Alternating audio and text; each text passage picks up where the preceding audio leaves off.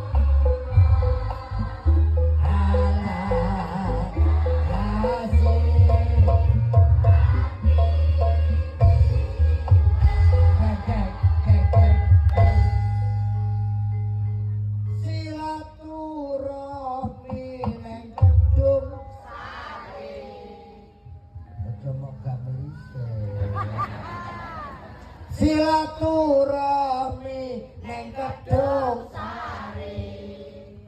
Kedung Sari Semarak selalu di hati. Gelar budaya seni tradisi. Insya Allah guyub rukun murah rezeki. Sholatullah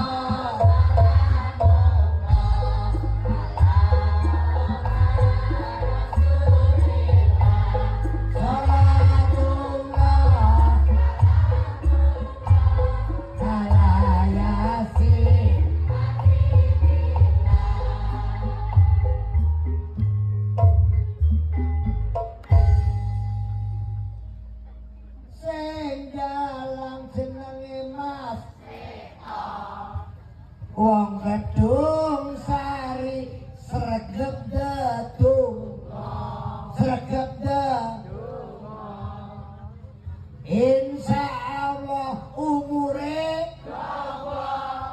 murah rezeki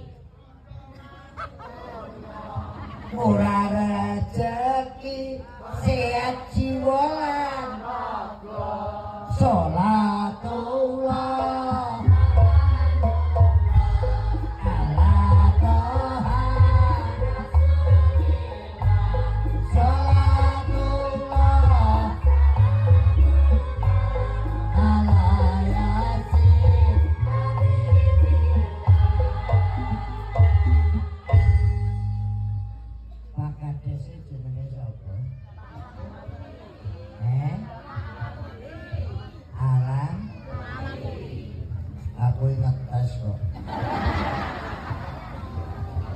Kedung Sari Jonegoro luar biasa Mas Eto. Nggih, Pak.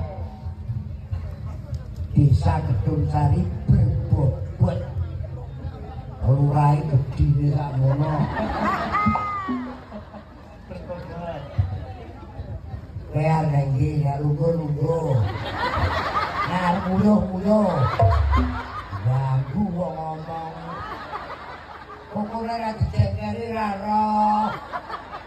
Awaman iki. Masa mulai lho. Antar anak kok piye setengah.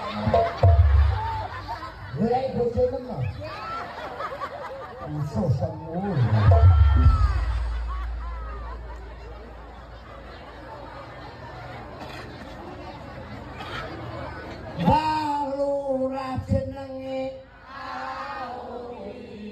Wong Kedung Sari seneng sholawat kunjuk Kanjeng Nabi, panjang umur murah